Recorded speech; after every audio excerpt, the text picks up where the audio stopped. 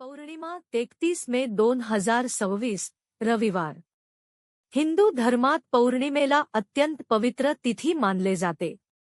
या दिवशी चंद्र पूर्ण तेजाने प्रकट होतो, त्यामुळे मन, बुद्धी आणि वातावरणात सकारात्मक ऊर्जा वाढते असे मानले जाते।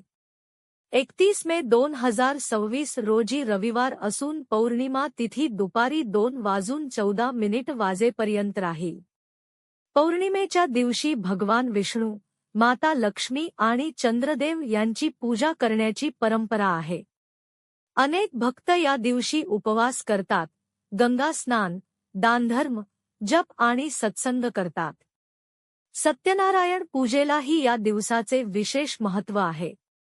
घरात दीप प्रज्वलित करून चंद्राला अर्घ्य दिल्यास मानसिक शांती आणि सुखसमृद्धी मिळते असे मानले जाते। रविवार आणि पौर्णिमा यांचा योग असल्यामुळे सूर्यदेवाची उपासना देखील शुभ मानली जाते।